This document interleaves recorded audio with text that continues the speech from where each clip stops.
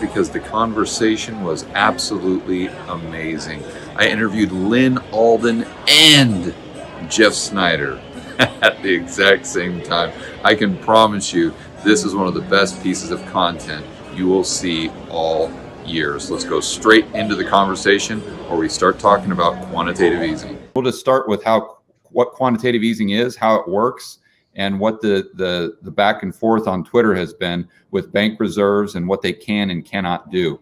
Sure. How about you frame it, George? Because you probably have a better way of words than I would to set. Well, I'll frame it if you want. It's neither quantitative nor easing. So let's just start there. Well, the easiest thing, it's obviously not quantitative. Because if it's quantitative, and if we have a bunch of the best and brightest Ivy League economists sitting around the table and discussing things and coming up with the right exact number, you only need to do it once, right? Because if it's quantitative, you know the number ahead of time, you do it, it works. Everybody, you unpack it, it's done. Everybody goes away happy. And given the experience in the United States, Europe, and now in Japan for more than almost 2 decades now, it's obviously not quantitative. Now, the bigger, more interesting discussion is whether or not it's actually easing. And that typically revolves around what happens with these bank reserves that get created as a byproduct of the buying process. And that's a whole different discussion. I think that's the discussion we're going to have here.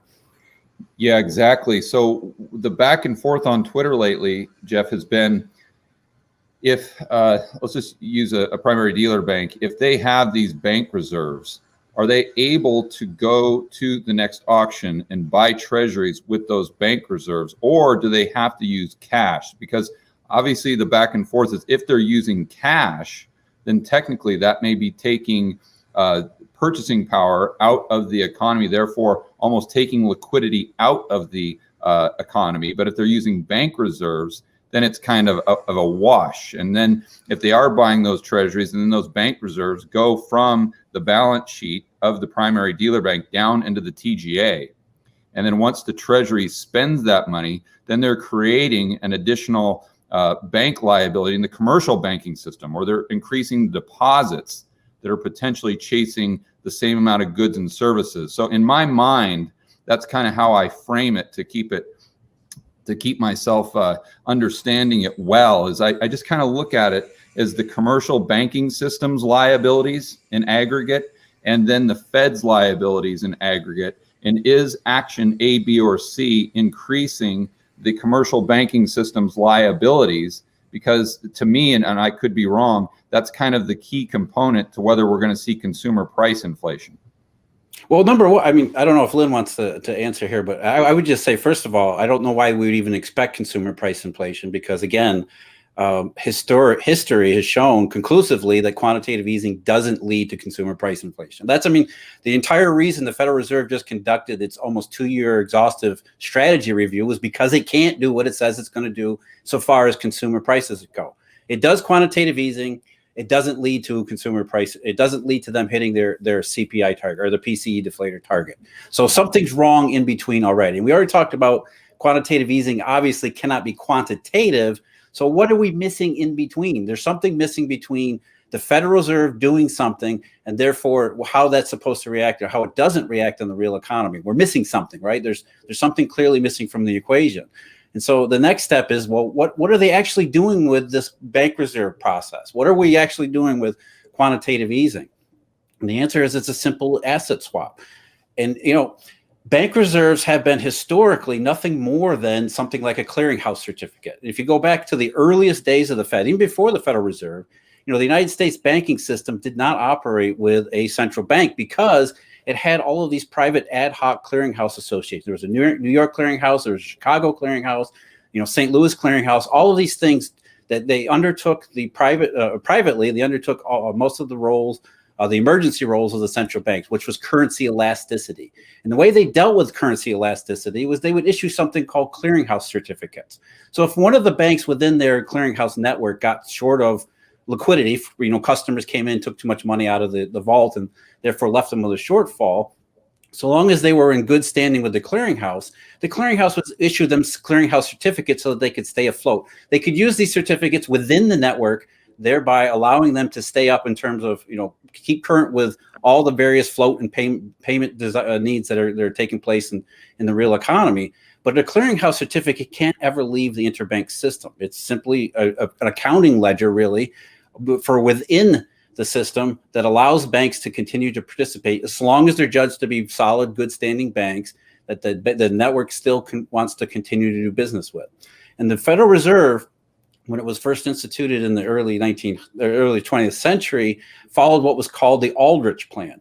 Now, the Aldrich Plan was written by a bunch of people, among them Paul Wahlberg, who simply wanted to replicate the clearinghouse mechanisms that were already in use in the public system. They just didn't want it to be left. The famous case after the 1907 panic was you didn't want to be beholden to J.P. Morgan, for example, because J.P. Morgan was a big part of the clearinghouse, New York clearinghouse.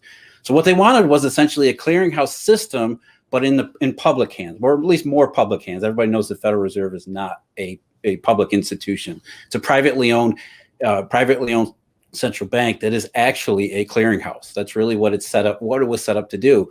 And so the clearinghouse certificates that it issues are bank reserves, essentially these things. They're a special account that's an interbank account that has no role outside of the interbank network system.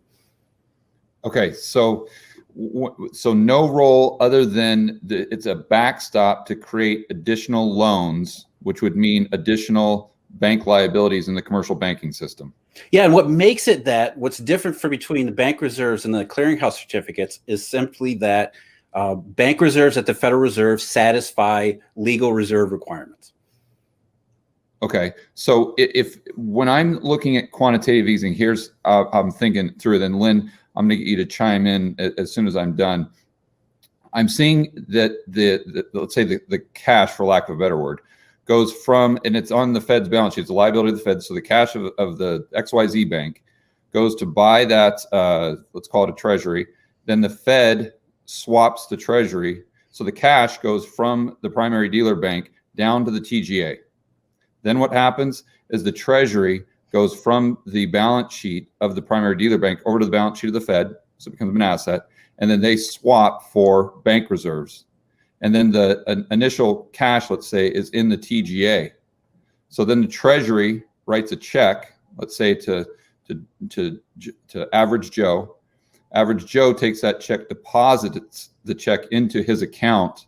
Therefore, the deposits in the commercial banking system have increased. And to back up that liability, there needs to be an offsetting asset. So the cash or reserves or digital units of measurement on the Fed's balance sheet go from the TGA back to the XYZ bank, wherever Average Joe banks and wherever he deposited that check. So is that the flow? Is that the process? Or is there something in there I'm missing? Well, George, I think you're missing at the first step. The Fed has to, or the primary dealer bank has to create the cash first in order to buy the asset from the government at auction. And so there's different ways that it can, and I know this is the problem, because we're getting involved into what is a cash and what is a cash equivalent. Right. Because there's no cash here. There's no physical. I mean, there's not stacks of Federal Reserve notes that are being transferred back and forth in armored cars with armed guards. That's not happening. These are simply ledger balances on a bank or a Federal Reserve bank or the government. And the government has deposit accounts with J.P. Morgan and any other primary dealers. So they don't need the Fed's TGA account in order to conduct business with primary dealers. So if J.P. Morgan is buying at auction, they're going to create the cash, and they actually don't even have to create the cash as long as it follows along with strict warehouse accounting, because these are warehouses. These banks, these primary dealers, their entire job is to buy the stuff from the federal government or other primary market issuers, warehouse those securities, and then sell them off to the public over time. And so they're given special privileges to be able to do that. One of those is to circumvent normal accounting rules. They can use all sorts of different ways in their balance sheet in order to credit the government with essentially a temporary cash balance. So now we're getting really complicated. All we really need to know is from what the flow chart that you just developed, is that the first step in any of this is the primary dealer bank, not the Federal Reserve. The primary dealer bank has to create the cash asset, whatever it's going to use. Usually it's a deposit in the government's account to purchase the bond from the government at auction. Right. So the cash is already there to begin with. Okay. So Lynn, are you following this, and what's your input there? Can you help me understand that? Sure. There's a bunch of different points to touch on there, and I agree with a lot of it. And if you start, for example, earlier on at the point where quantitative easing doesn't cause inflation, that part is true. So if you look back in history, for example, quantitative easing, especially alone, doesn't cause inflation because it doesn't ultimately result in too much money like chasing limited goods, right? Because all it does is increase reserves in the banking system. And if you look at both the 1930s and then also if you look at the aftermath of the 2008 crisis, what you're really doing is kind of increasing bank reserves in the system. It's not really getting out into the public. So, for example, in 2008, banks went into that crisis with cash levels that were about 3% of their total assets. And they were, they increased all these kind of reserve requirements and capital requirements and all these new regulations that were laid on top of them. So now banks operate with a higher reserve, status. And quantitative easing essentially gave them that reserves by taking some of their assets off their books. It was an asset swap to kind of recapitalize them and then so that they could go forward with that higher reserve requirement. Historically, what tends to lead to inflation is if you get either tons of bank lending or if the federal government goes around the bank lending channel and just does a lot of direct spending in the economy with massive deficits. And in those situations, those deficits get monetized in the sense that bank reserves are increased for the Federal Reserve to be able to buy a lot of those treasuries. So it's not really extracting that capital out from somewhere else. It's extracting it from kind of that new void of reserves and then going into the broader economy. So we saw that in the 1940s, and we've seen that a little bit here in the early 2020s to offset the big deflationary shock they had. So I think it's important to separate QE on its own versus QE combined with massive fiscal spending as an example. And then if you look at just the fungibility of reserves in the system, and that first step that Jeff is talking about, I think, although it's extremely complex, I think that's really the sticking point. I know it is for me in my mind, just that first step when the primary dealer banks are buying the treasuries at auction, and then that purchasing power, for lack of a better word, goes into the treasuries account at the Fed, and that's kind of the sticking point. So yeah, from a high level perspective, I've described before kind of the 3 bucket model where you have the reserves, you have the TGA, and then you have currency in circulation. And if you look at, for example, how much mortgage-backed securities and treasuries the Fed has acquired over the past any given time period, you'll see a corresponding increase in the combination of the TGA reserves and currency in circulation. And during, say, for example, that the TGA, draws capital out, and you'll see kind of a corresponding decrease in reserves. But as soon as they empty that TGA, reserves go back up, and it's because basically the accounting actually is, as Jeff pointed out, it's not the intuitive thing you think about. It's not actual capital moving anywhere. But essentially, what you see from accounting perspective is that as the TGA goes down, basically it ends up back in the bank system. Reserves go back up. And so it's just one for one. It's actually it's essentially. Right. I think that's probably a really good way to put it, Lyn. Is different buckets. You're just moving it from one to the other. It's not creating. Right. It's not destroying. It's just moving it from one pocket to the next. Yeah, and those 3 buckets are all the main liabilities of the Fed. So they have these other little tiny liabilities, but their 3 main liabilities are currency in circulation, bank reserves, and the Treasury's account, the TGA. So what I was trying to do, Jeff, is I was trying to figure out by looking at how these 3 buckets work with the Fed's liabilities on their balance sheets and what would make them increase and decrease and how that would or wouldn't translate to. Oh, that's easy, George. That's the easiest question of all. What makes the Fed's balance sheet is entirely monetary policy. That's it. There's no other reason. It's all about the FOMC. So if the Fed is intending to increase its balance sheet, quantitative easing is nothing more than the means to do it. That's all quantitative easing is. It says, look, we got to get our balance sheet bigger. So the way we do it is by buying assets from the public. And that's a historical accident too, which is probably worth a discussion down the road. But that's all it is. Quantitative easing is the means by which a central bank increases its balance sheet.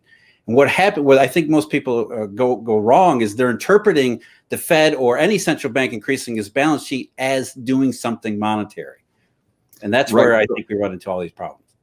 Yeah, and so that's what I'm trying to, if I'm understanding you correctly when you're saying monetary, are you referring to the commercial bank liabilities, so the deposits in the real economy held with the commercial banks. That's what I'm trying to figure out, if that's increasing or decreasing, excluding just additional or less bank lending. I'm just trying to start by taking baby steps, saying, okay, if this happens on the Fed's balance sheet, is something going to happen on the balance sheets of the commercial banks as far as their liabilities, as far as customer? It could. And I think it goes back to what Lyn just said. And I want to go back to what she said, because I think that's the entire crux of the argument here. Okay. Is it really where the difference, where we get not just inflation, but actual activity in the real economy is through credit.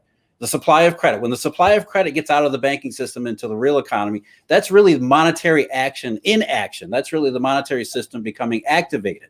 And so if the problem is, if we have something that is constraining the banking system, then it doesn't matter really what the Federal Reserve does, because it's trying to prod and cajole the banking system to do something, because it's not so simple as deposits moving left and right. The way the banks construct their balance sheets is incredibly complex. And so if they have any kind of constraints, and I know Lyn mentioned capital constraints over the last crisis, that's one of them.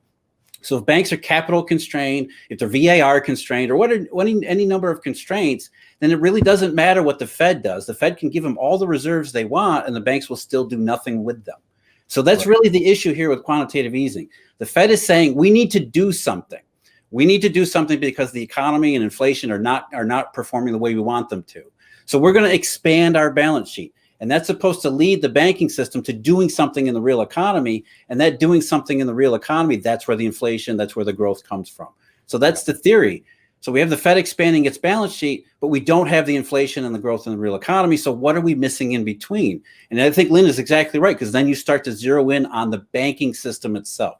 Not the central bank, but the banking system itself seems to be the stumbling block between what the Fed wants to do and what never happens in the real economy. There's something stopping that from going from one to the other. George, I think you described that well with separating the Fed put from the government put, right? Because a lot of people are looking at the Fed as, the Fed's going to backstop everything. The Fed's going to do this. Whereas, in this environment, the more impactful thing is what the government does, what fiscal spending happens, things like that. Because either you have bank lending, which is not really happening. It's mostly kind of dead on arrival at the moment, or the federal government goes around the banking system and just hands out money, or backstops loans, for example, the PPP loans. That's essentially going around the banking system, even though it's still going through the banking system. So there's kind of like that sort of fiscal put, right, is still a powerful force. And the Federal Reserve's kind of role is to assist with the Treasury, like liquidity, things like that. Like we saw that liquidity issue in March, and they can expand bank reserves to maintain liquidity in the Treasury market. But really it comes down to, in that sense, either bank lending or fiscal spending. And in the absence of bank lending, when everything just kind of shuts down, you have this big deflationary spiral. That's when fiscal can come online and they can just shovel money in there. And that's what we saw, from that period of roughly April. They passed it in late March, but we saw that from April to July. And lately that's been kind of shut off now. So and we're starting to see a lot of things roll over, because monetary policy itself is just it's ineffective in this environment. Yeah, I think, Lyn, we talk about lending, and we saw the spike in commercial industrial loans, for example, as companies drew down on every bit of liquidity they could find. Yeah, the revolvers. Well, here we had this example where bank lending was actually increasing at a historically high rate, which was a deflationary negative, because companies weren't borrowing to go out in the real economy and build new factories and buy new office space and things like that.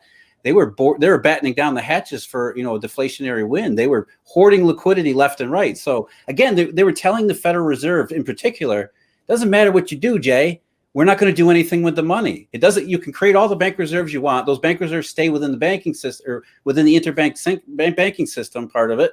We're not going to do anything with it. We're sitting here, and so it's not even capital constraint. There's almost a willingness constraint. The banks are not willing to take any risk right now, and so long as they're not willing to take any risk, they're not going to. It doesn't matter what the Fed does. They can give them all the bank reserves they want. They're simply saying we're in preservation mode, not risk mode. Yeah. And how does government spending play into that, Jeff? Is there a way for, like Lyn was saying, for that government spending to get around the banking system as far as creating more purchasing power in the real economy without having to create additional loans, without the banks needing to be willing to make that happen? Yeah, I would agree that's a possibility. I might disagree with her slightly, and I don't think that that's happening right now, and I don't think it's happened since April. Because I think, look, the federal government can do helicopter money, and it has done helicopter money. We've seen it before. We saw it in 2008 with the Bush tax cut, same thing. So what the federal government can do is it can provide liquidity to the household sector and the business sector, as it's done this year. However, I don't consider it to be stimulus because it's not adding anything to the economy. They're trying to make up for what's already an enormous deficit. The real economy has broken down, in that when it was shut down, we had the normal channels of redistribution in the economy, which are income, spending, investment. Those things were stopped. And so the federal government is simply trying to bridge that gap with its direct aid through these various programs. So the federal government, not the Fed, the federal government can get into the real economy and give it aid, but it's not the same thing as replicating all the process of income, profits, earning, investment. It's not the same thing at all. So it's sort of like a temporary stopgap measure to hopefully stop the bleeding. That's not stimulus in my mind. I think that's simply just aid. I agree. It's an offset because, for example, back during that March kind of crash, a lot of people were expecting more and more deflation, and we probably would have had that. We would have had a sharper thing. Now the big kind of because we've seen, for example, let's call it inflation in grocery prices, but if people didn't even have the money, like that would have been even more constrained. So if we saw that big kind of deflationary spiral happen, and you didn't get kind of any sort of those enhanced unemployment checks or those one-time stimulus checks, then we would have probably seen negative CPI prints. You probably would have seen kind of a sharper pull down there. So what they did was, you can call it stimulus, but it's stimulus against a big deflationary shock. So it's really aid is probably the best word, because all you're doing is kind of counteracting a portion of that big contraction. So you're just making the contraction less deflationary, and kind of they've managed to boost up inflation expectations, and and a little bit of reported CPI. We've seen a rebound in commodity prices, so it kind of offset part of that big deflationary shock. But yeah, that so far is a one-time thing, and we've seen we saw consumer confidence, different measures of sentiment and confidence rebound a little bit, but then it kind of languished there because now they're looking down the pike and they're seeing, okay, permanent job losses is still going up. There's still a lot of high debt in the system. Yeah. And so we're starting to see small business revenue kind of roll over. And so it's kind of the question now is like, okay, what's next? It's kind of like a big hungry beast, and it's almost kind of limitless in how much aid it would need to restart that sort of cycle. Because right now, with such a big unemployment shock and with so much debt in the system, it's really kind of a big solvency issue potentially playing out. And right now, we'll see what happens. Fiscal policy is currently in gridlock, and I'm not a political expert, so I don't really have much of an edge in forecasting when or how they're going to pass whatever the next thing is. Well, I kind of see it as like a rolling deflationary shock. It's like it wasn't a one-off event, just like 2008 wasn't a one-off event. It wasn't a one-time event, or it wasn't a single event. It was actually a series of events that happened.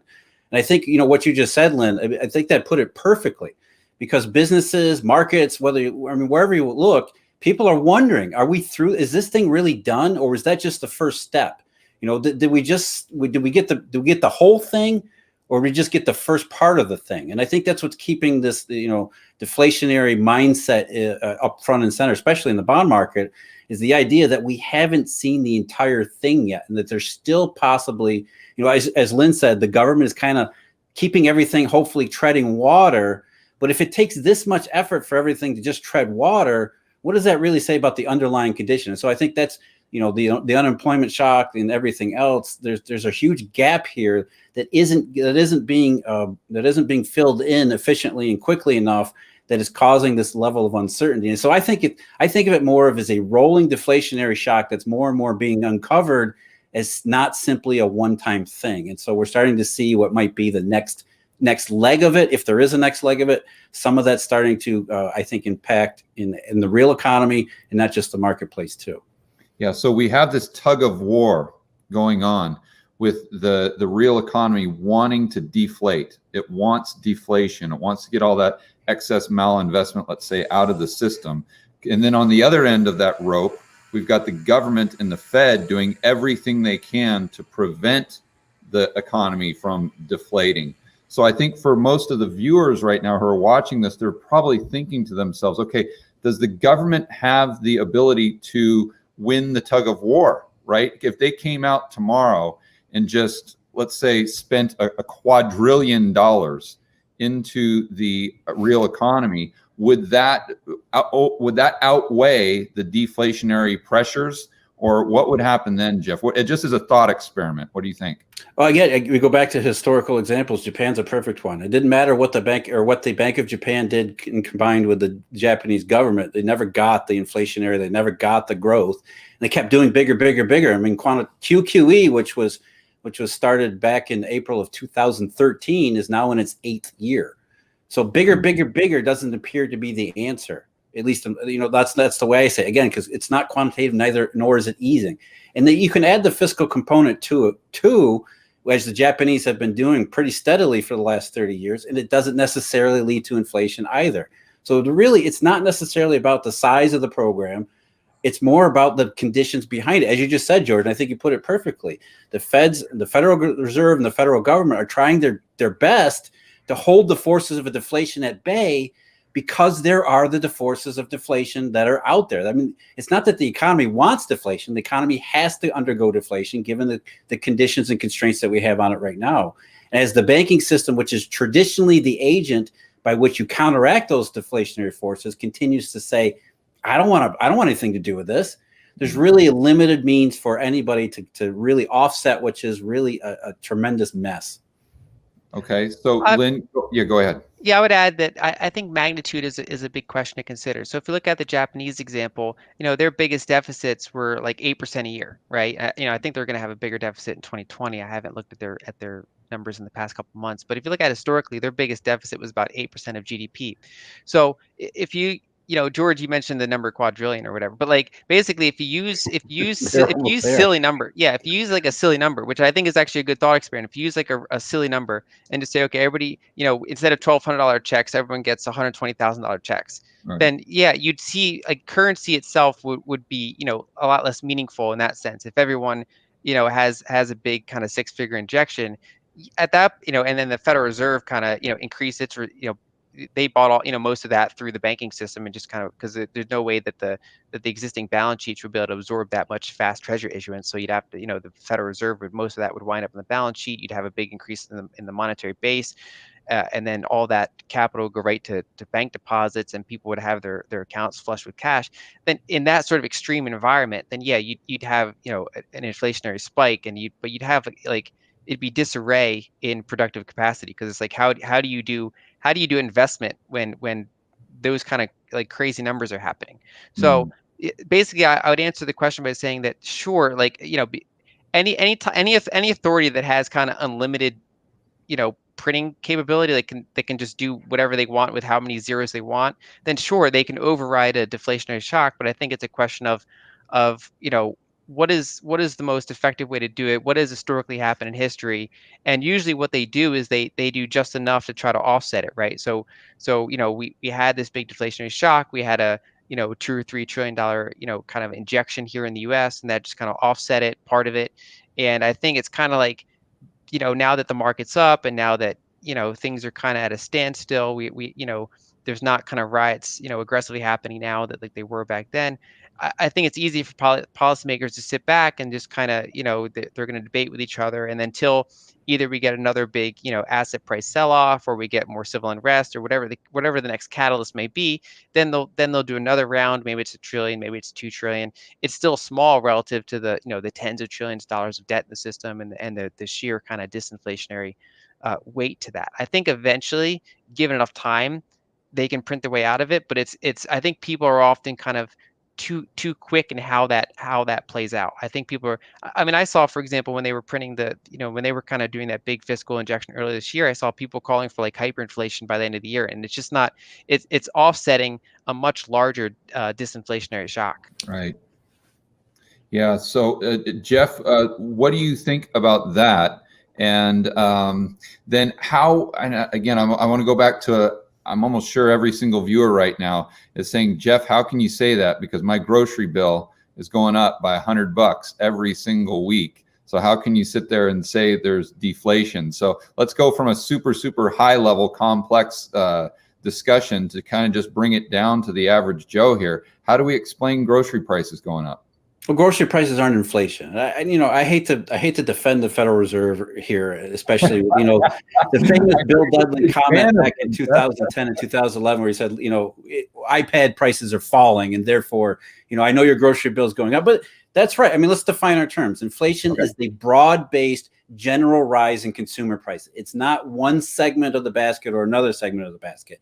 And yes, there are all sorts of arguments about whether or not we can accurately measure inflation or not. I mean, does the CPI do it better than the PCE deflator? There's all sorts of discussions about that. But the fact of the matter is, broad-based general sustained levels of consumer price advances are not happening. And to point out, something Lyn mentioned earlier, the core CPI, which is something that is, it's straightened out essentially on purpose, actually fell for 3 months in a row for the first time ever. Which, maybe we can't measure inflation accurately if you want to take that discussion. However, we can see signals of deflation in these various other estimates, like the core CPI. And when it fell for 3 months in a row for the first time in history, the last time it had fallen in back-to-back months was in 1981 and 82, which was one of the worst recessions that we had prior to 2008 and 2009. So what we're saying is that, if we can't really measure inflation accurately enough, we can at least see signals of deflation when they do show up in something like the core CPI.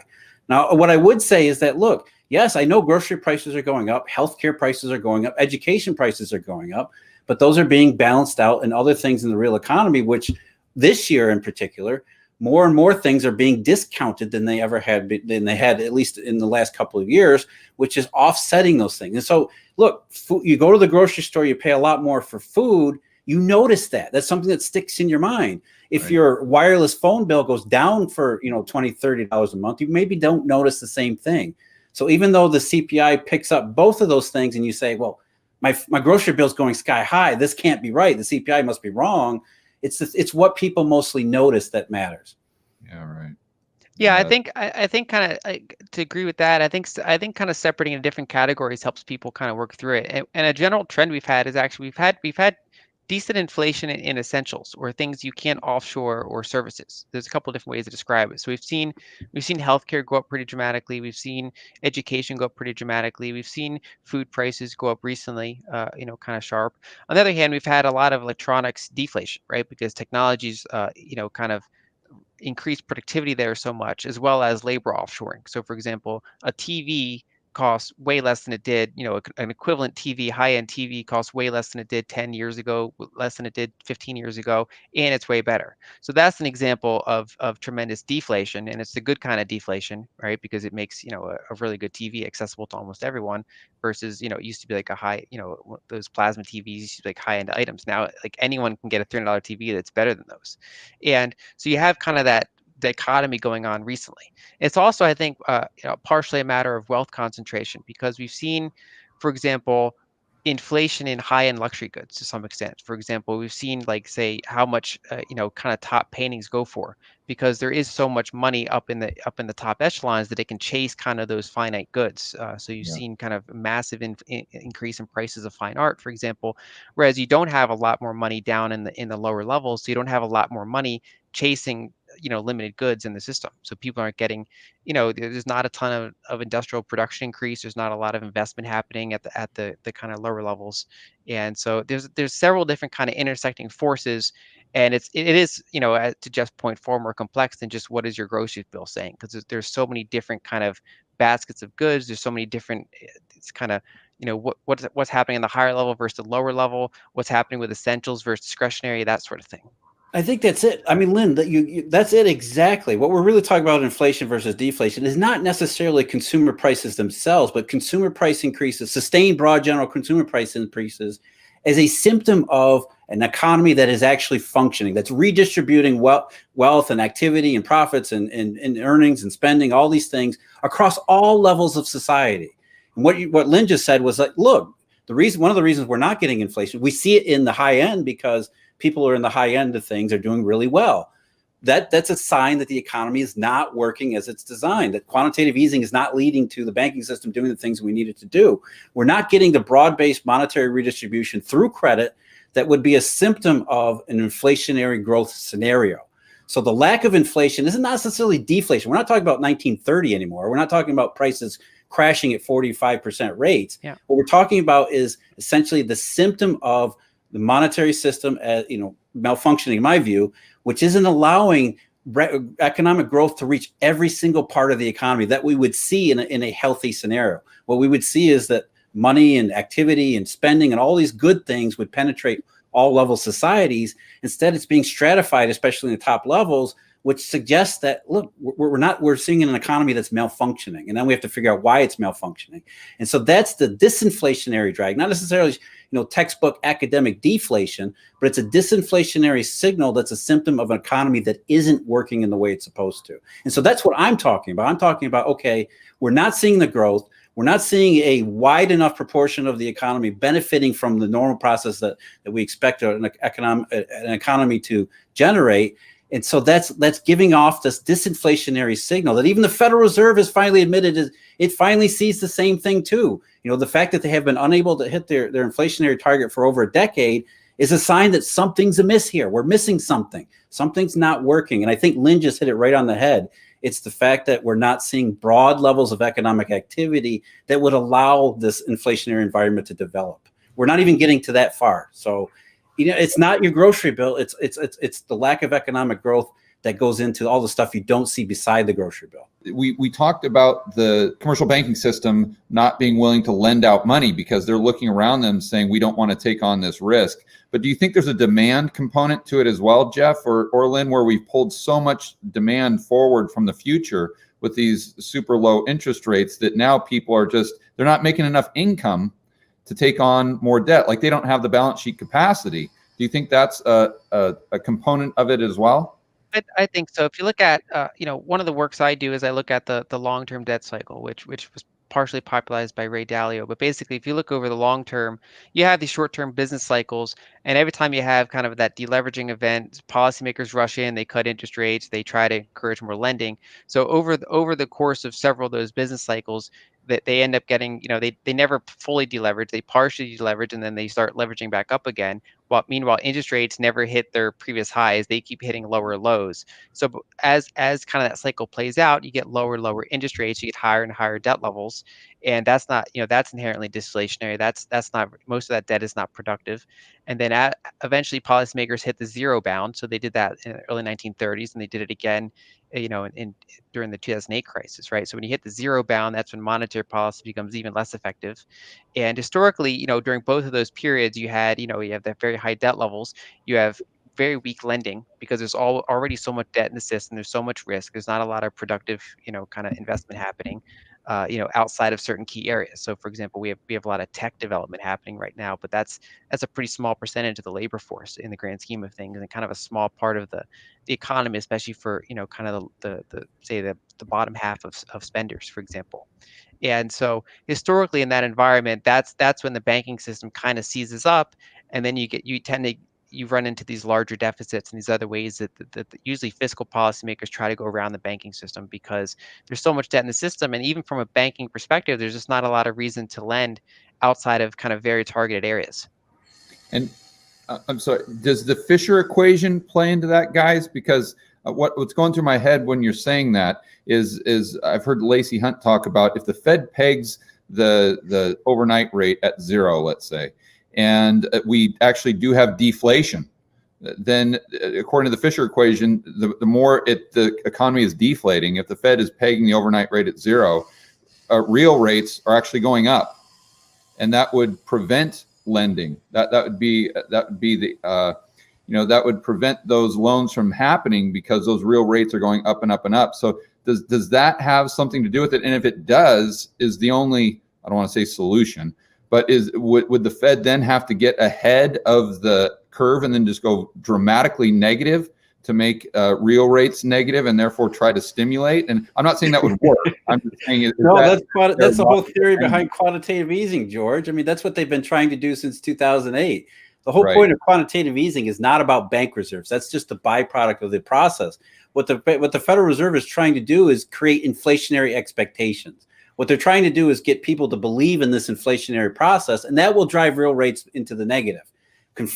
Constrained by the zero lower bound, academic monetary policy thinking believes that the only way you can go around the zero lower bound is by creating inflationary expectations. And so if everybody believes bank reserves is money printing, then everybody will act as if that money printing will be inflationary and the Fed will get its negative real rates today. And the reason it doesn't work is because people in the banking system, number one, as we talked about, is constrained. Therefore, it's not going to create the credit that it needs to actually make these inflation expectations into something real. But beyond that, what happens when people in the economy and the marketplace begin to realize the Federal Reserve is a powerless organization that can't create inflation? Then they may want to create negative real interest rates at the zero lower bound. But what happens instead? You get stuck in this deflationary spiral where the more the Fed does, the more the marketplace and the banking system in particular knows it's not going to work. Therefore, they actually harden what they called in Japan this deflationary mindset. And so it actually works against it. But this rising rising real interest rate scenario is not the thing itself. It's not that high real interest rates are the problem. They're describing something else that is the problem. That's the way that economists are saying something's wrong because the nominal or the real interest rate must be extremely high. Well, what is it that's actually wrong? And part of it is, as Lyn, I think we just talked about, the banking system is the means by which credit and money flows through all tiers of the economy. That's what banks are really good at. I mean, we talk about Wall Street, and we're very hard on some of these banks and some of the things they do. But we need those banks to actually, unless we're going to do a different kind of a system, we need the banking system to operate at full capacity so that we can get liquidity, we can get money, we can get credit into all levels of society, so that small businesses have credit, not just the biggest businesses, that everybody has access to all the economic functions and not just certain parts of the economy. That's what's really held everything back. And it's nothing the Federal Reserve can do to get the banking system to allow this entire redistribution system, this redistribution function working. And it's not just inside the United States either. When we talk about the Eurodollar and the global monetary system, it's a problem for the entire global economy, because now you have not just certain parts of the US economy that aren't working, you have entire places across the global economy that aren't working either because they can't get the monetary resources they need either. So the constraint on the banking system and the Federal Reserve's inability to solve that constraint is what they describe as high real interest rates. Yeah. So Jeff, let me ask you a question, and then Lyn, I'd like to get your thoughts on this on Jeff's answer. So, is it possible to fix the U.S. economy without fixing the Eurodollar system? No, I think it's not. I think the only way we're going to be able to fix the economy, especially in the long run, we can get it working a little bit here and there, as we saw in 2017 or 2014 or 2010. It seems to progress a little bit, and then it sputters again. And it's even worse in the rest of the global economy. So if we're talking about a long run solution, I think we need to replace the system. We need to replace the Eurodollar system. I would prefer to see one that isn't entirely bank centered, because obviously we've seen the downside of what happens when it sputters and when it doesn't work right. We need to find a system that works on all levels and does so predictably in a long-term fashion. Okay, Lyn, what do you think? I agree with that. I think if you get a partial kind of dollar devaluation, you can have one of those like 2017 periods where you get kind of a relief from it temporarily. I think the system as currently structured is at the point where it's not really good for the U.S. or the rest of the world anymore. And I think that goes all the way back to the Triffin's dilemma. Essentially, you basically had multiple decades where the dollar is the global reserve currency. At the same time, the U.S. After World War II, the United States was almost 40% of global GDP, because it was kind of the last man standing after that, everything that happened. Then you had kind of the rebuilding of Japan, you had the rebuilding of Europe, you had, the rise of emerging markets, especially China. And so now the US is a much smaller percentage of global GDP. It's like 20 some percent now. It's like, roughly 20%, and even lower if you look at purchasing power parity. It's in the teens based on that metric. And it's no longer the biggest commodity importer in the world. That's China now. And so we're trying to run this system for decades now, even though, and it's all running on, one country's currency. And then it's all this big unregulated kind of Eurodollar. It's just it's a really kind of a messy situation now. And basically, if you get kind of that constraint in the amount of dollars kind of floating around and all that leverage built on it, you get these big kind of dollar denominated debts, denominated, in it's dollars. So those countries can't print dollars. They can't kind of offset. They can't devalue their debts. And so the system's kind of, I think at its limit. And in the U.S., we don't have the problem of the debt denominated in a currency we can't print. But essentially what we have done is, because there's all this persistent demand for the dollars, we run kind of persistent trade deficits. Now that's mostly impacted the goods. So we have a mild services surplus, but we have decades and decades and decades of persistent goods deficits. And so the overall, thing we've seen is we've kind of seen out of like a hollowing out of our manufacturing base. And we've seen kind of a transition to a very services oriented economy, which is partially that's part of why we have so much wealth concentration. A lot of it's kind of monetary policy, but the other half of it, because we do have more wealth concentration than most of the rest of the developed world.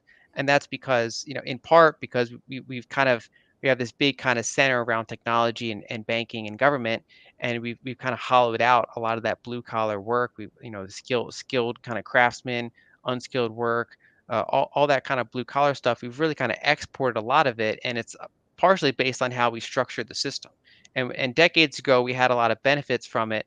It was described as an exorbitant privilege. And I think I've seen Jeff before describe it as an exorbitant burden now. And I would agree with that it really, at this point, it weighs almost everyone down the way it's currently structured, including the US. It's just it's a very kind of messy system that doesn't really benefit even us anymore, let alone others. Yeah, and that's a really good point, Lyn, because it's one I try to make all the time, because one of the arguments against doing something about the Eurodollar system is, the U.S. will give up this exorbitant privilege that it has with the dollar denominating, everything is denominated in U.S. dollars. And the point I make, all the time that you brought up is that, look, it doesn't even work for Americans, but we don't realize it because we're inside the U.S. We're inside essentially a dollar bubble. We don't see the direct impact between a currency system that doesn't work and the effects of that. Whereas the rest of the world, they can see that because their currencies move in direct proportion to, you made the point, Lyn, about, countries should be devaluing their currencies as a way to get around this. Well, they're devaluing their currencies, but they're being devalued involuntarily. And the result of that isn't a way out of their mess. It actually makes the mess even worse.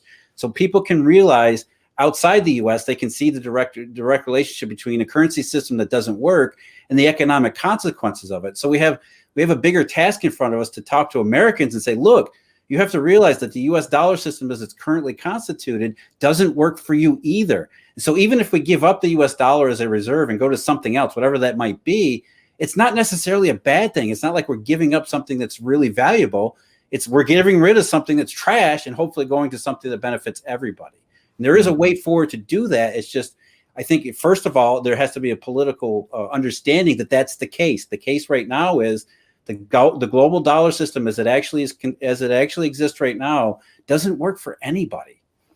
Right. And Lyn, you mentioned, or you used the word structured. We structured the economy, but I think it's interesting in the sense that I don't know if the economy was structured this way or it was more reactionary, meaning that we have the Eurodollar system and the economy gets built around that, as opposed to us actually being proactive in building an economy around this euro. I think it was maybe even more reactionary. Therefore, since it was reactionary, we don't know the problem because we don't understand that we were just building this economy around this other system that has more control or more impact directly. I know I'm probably not saying that. The Austrians call it Cantillon effects. And the Cantillon effect says as money enters the system, it benefits those closest to the money entering the system, which is if the bank system and the banking system and the Eurodollar are the ones that create the money, that new money creation is going to benefit the banking system the most. And that's what we had. That's what we had happen for decades. As Lyn pointed out, the U.S. lost its industrial base financed by this Eurodollar system. And inside the U.S., it was replaced by essentially the FIRE sector.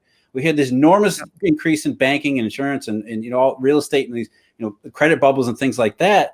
So the U.S. even got the worst of the buildup of, globalization. We got the worst done because we lost real jobs, productive jobs that are good middle-class jobs, and replaced them with this shaky, ridiculous, often insane and stupid financial system that now doesn't even benefit us in that way.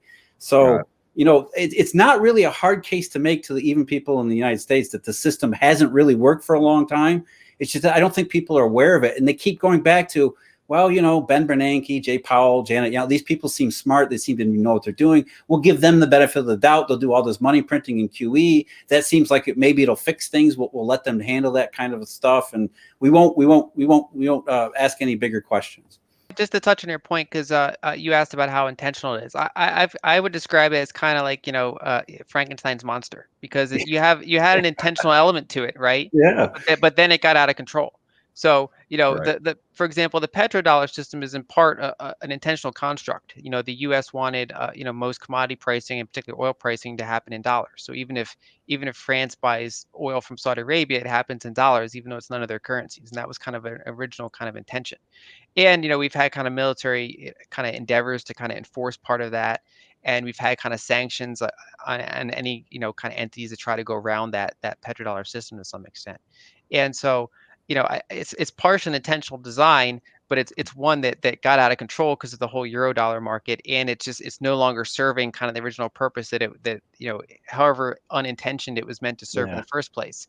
And I think the kind of, he described it well with with the industrial base out of the way, it's really what we have left is the fire sector. So we have all, there's maybe 10% of us or 15% of us that have kind of benefited from this system, right? So if you work on Wall Street, if you work in government or lobbying government, or kind of around the whole DC complex, if you work in tech, right, in kind of low labor intensive, high margin, those sort of industries, then you can benefit a lot from it, because you kind of get some of the benefits of the global reserve status. So you have kind of that strong currency, but you're not really getting any of the downsides. Whereas if you're kind of anywhere in call it the bottom 80% of or so, and especially as you get to the lower levels, at the bottom 60%, the bottom 30%, that as you go down that kind of spectrum, that's when you get more and more of the burdens from it, and less of the benefits. And it wasn't broad enough, right? I mean, the benefits from globalization, at least in the U.S., it was in some places else, but the benefits of globalization and this financialization of the economy were not broad enough to carry the economy going forward when the financialization part of it run into trouble, as it did in 2007 and 2008.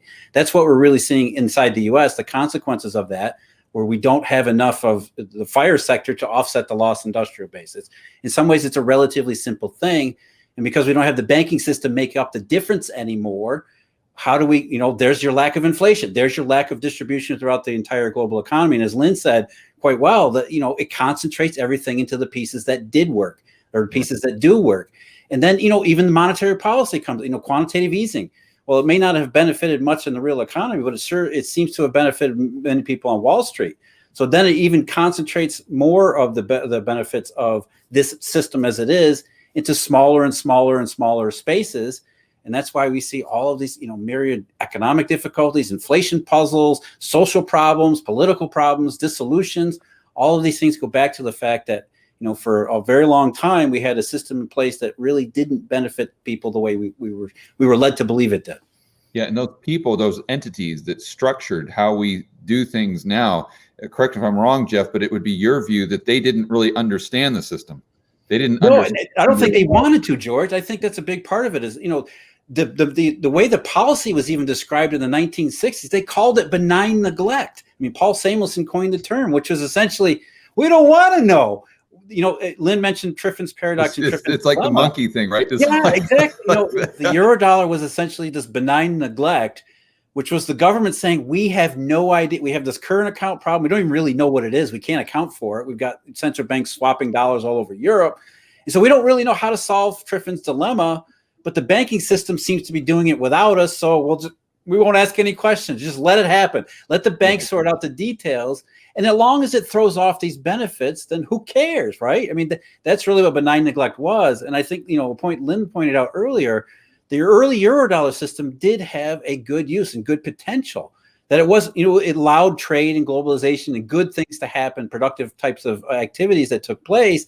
But over time, like a lot of things, it just got out of control. It got in, with nobody watching the wheel. It went into all sorts of, qualitative as well as quantitative expansion, and it really did get out of hand and get into into a degree of dysfunction that nobody anticipated. Nobody seemed to care about, because it was making a lot of people rich and doing a lot of things. Right. As it's going up, nobody wants to spoil the party.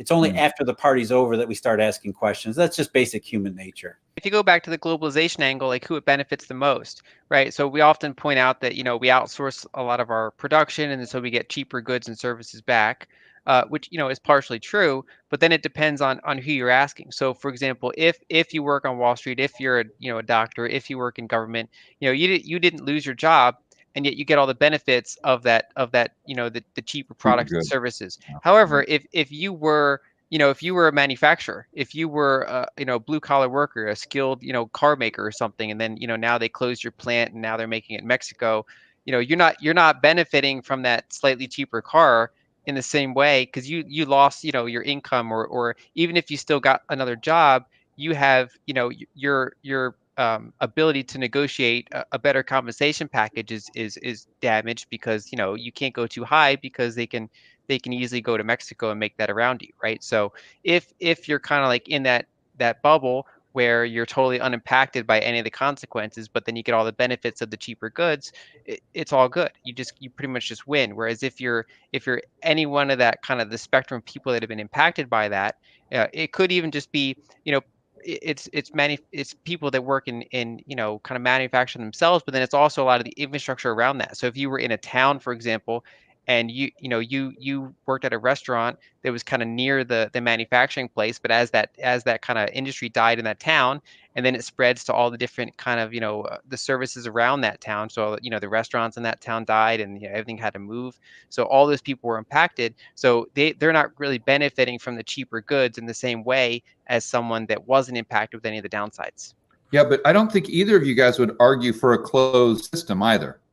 So no, what we're saying is we want broad-based benefits that are sustainable and legitimate. I think the point that Lyn is just making, let's extend it a little bit. The reason I think Americans in particular were willing to take to let this process play out was because the benefits were not just cheaper goods and cheaper services, but then you also have rising access to credit, rising housing prices, rising other things, assets, Wall Street, stock market, these other things that made it seem like this is a good trade-off. It masked the downside of globalization, which was, I would argue this Eurodollar system was bastardized globalization. It wasn't real globalization. It wasn't real trade, because real trade gets conducted on capital flows, which, acts as a constraint. So we almost had unlimited capacity to do all sorts of transformations across all of these places. Okay. And I don't think most people understood the consequences of it, because look, I lost my job at the factory, but I got a job working as a barista. But I also now have a housing. The price of my house has gone way up, that I can get a home equity line of credit against. So maybe things aren't so bad. And it really, that only works for a while. And then when it stops working, then you're stuck. And then you start to question what went wrong, but you don't know what went wrong because so much time has passed, and you don't really see cause versus effect, and you can't really trace one to the other. And so you start looking for all different kinds of answers. Who has solutions? Maybe this quantitative easing stuff will work. Maybe it won't. I mean, there's no real way to go from one dot to the other and connect everything into a nice, easy story that people can understand. Globalization and a free market, free trade, let's say, between countries is a good thing. But in this case, the way it was done with this Eurodollar system, kind of haphazard approach that just kind of formed or evolved out of necessity, the way it did things, it made it to where it was lopsided, to where there was, at least for the United States, it was a net negative instead of a positive. Is that what I'm hearing? Yeah, go ahead, Lyn. No, go ahead, Lyn. I was just going to say, in significant part. So if you look at how most countries operate, right? If they, running a persistent trade deficit, for example, often what happens is the next time they have some sort of recession or financial crisis, usually they have some degree of currency devaluation. If they don't have a ton of external debt, that could be good, right? Because then it makes their exports more competitive. It reduces their importability, which doesn't feel good at the time, but it basically helps the country realign between production and consumption, because they were consuming too much, they weren't producing enough, and then that kind of currency devaluation, as long as they don't have that debt, helps them kind of rebalance. The United States never gets that period of rebalancing, because the foreign dollar system there's so much persistent demand for dollars, and so we never get that correction. We never kind of say, okay, our currency, devalued, so our import power is less and our exports are more competitive. We never get that kind of rebalancing cycle. So we just have decade after decade of kind of hollowing out our manufacturing base, running literally decades straight of persistent trade deficits. Yeah, I would almost call it like silent rebalancing, right? Because we did get some rebalancing, but it was not an unemployment rebalancing, because that's usually what happens. As Lyn said, you get to the recession and you have to deal with your current account deficits and you have to realign production with demand. Except we never did that. Instead, we had this rebalancing, as we talked about before, where the unemployment in the real economy and production, those kinds of things, the goods economy did take place. But on the other side of it, we didn't, rebalance. We just got other jobs to replace them. Low-level service sector jobs, fire jobs, those kinds of things. So it was a silent rebalancing that people, because it was incremental, it was slow, it happened over time.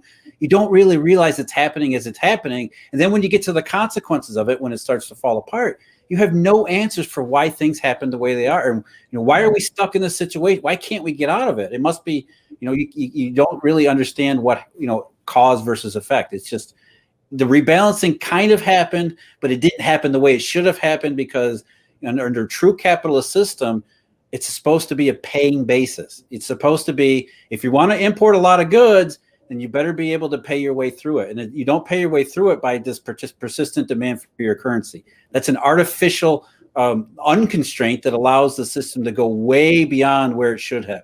The natural limit of this kind of a trading system was reached decades ago. And so it kept going and going and going, whereas under a capitalist paying system, it would have stopped a long time ago. And then we could have said, okay, what do we do now?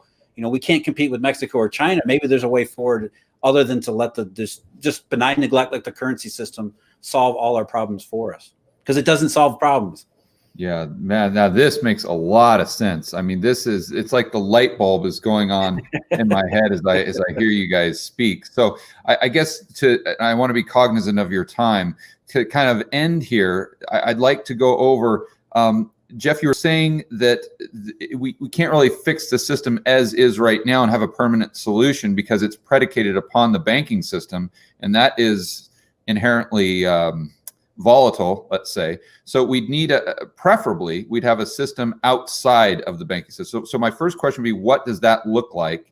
And then I'd like to get both of your feedback on if we can transition to a better system smoothly. Is there a way to do that, or are we just, the only way to transition is if the whole thing collapses and we rebuild it like the phoenix coming out of the ashes? I hope not. I hope that's not the transition, but it's a difficult thing. And it starts with, recognizing the problem as it is and recognizing that there is a problem. And if we wait for politicians to get their heads out of their asses and say, okay, we need to do something, then maybe that's what we're left with doing. That the crisis, the next big crisis is what finally convinces them they need to do something. So, and that's probably your animosity towards the Fed, right? I mean, you're always very emotional when you talk about the Fed with Emil and whatnot, but that's probably the crux of it, isn't it? Because you see the problem, it's so obvious to you, but they're ignoring the problem, just making it worse. It's worse. I mean, this grand strategy review has really got me going, because they're doing everything they can to avoid.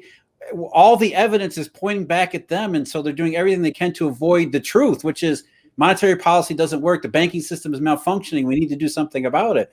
And so they flatten the Phillips curve. They come up with this R-star nonsense, all this other crap, just so they can avoid what all the evidence is showing them. And so, back to your other question, where do we go from here? I think we transition to a world, hopefully, that is based in some way on digital currency, blockchain, whatever it might be. I don't necessarily believe that might be Bitcoin, but I think there's value in the Bitcoin technology. There's definitely value in blockchain technology, maybe an iteration or two down the road.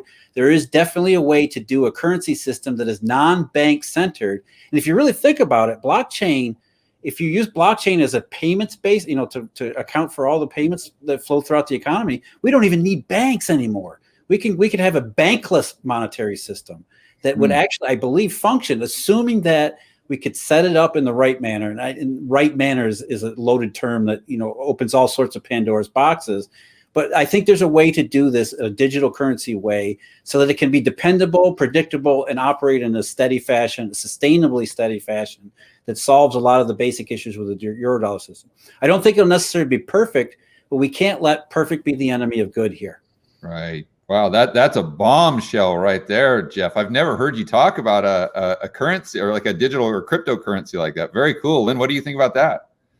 I think so. I think the kind of the solution could take multiple forms, and I think it depends partially how far you look out, and then how optimistic you are about kind of policymakers around the world kind of agreeing on a shared system, or just kind of Yeah, that's a breaking apart. uh, Uh, because I think one thing we're seeing now is we're seeing sort of a slight transition towards multipolar, kind of oil pricing and commodity pricing. And I think it's one of those things where a currency inherently has a big network effect, especially the global reserve currency. So the more dollars we used, the more we build up kind of offshore dollar debt, and then the more demand is for dollars, and it kind of entrenches itself. And it's a really kind of hard ship to turn. And we're starting to it's become such a problem that we're starting to see kind of signs that many countries are kind of starting to kind of emphasize that more and more. So it starts, of course, with the countries that are more adversarial to the U.S. So we've seen Russia de-dollarize. They've pressed to do more of their trade in euros and other currencies. We've seen, for example, 2 years ago, the trade between Russia and China was almost entirely dollar based, and now it's less than half dollar based. And euros actually just overtook dollars for the trade that happens between those countries. And now we're seeing kind of drama around the Nord Stream 2 pipeline, right? So there's all sort of those geopolitical kind of chessboard stuff that different countries are kind of aiming for, and whether or not the U.S. goes along with it, or kind of sanctions, things like that. It's kind of like the last gasps of a system that's not really working anymore. And people have kind of different levels of understanding of who it benefits, and whether or not they want to end the system, and how they want to end it. So I think kind of a messy outcome is just a more kind of a multipolar system, where you have kind of a little bit of a increase in diversification of the types of currencies that are used to buy oil, essentially. But then kind of in that world, you shift more towards neutral settlement, right? So we're seeing kind of central banks kind of gravitate a little bit towards gold here. We're seeing kind of because it's kind of a counterparty free, uh, you know, kind of, there's no counterparty risk there. They have kind of their own sort of partially inflation adjusted kind of assets sitting on their central bank balance sheet. But then, yeah, I think if you kind of do it better than that, you kind of, if there's some sort of unification, some sort of agreement to kind of deal with the system, then I think you can get into to better constructed kind of systems, where you have more of a neutral settlement, kind of layer. You don't have kind of so much reliance on one country's currency, and all the sort of associated problems that come with that. Okay, so I think the main takeaway there is we could have a solution, but the smoothness or lack of smoothness with the transition is dependent upon politicians being intelligent and working together. So yeah, that's what the listener needs to weigh the probabilities there, which in my mind is about as close to zero as you can get. yeah. Unfortunately, that's the reality of the situation, right? I mean, we're depending. I mean, we really can't do anything without the public sector. I mean, there are some things that we can do. I mean, you can have private currency spring up, but without participation of the public sector, it's much less likely to succeed in any long-term fashion. So ideally, you want some kind of public-private partnership where the private side realizes that going forward, we want to have a stable system, and the public side realizes that they're not going to have complete control over it. Have some input, some kind of policy advice, some kind of actionable ways to get into the system, but it cannot be one or either or situation where it's all public or all private. It's got to be some kind of partnership, because that's what will make it sustainable and stable.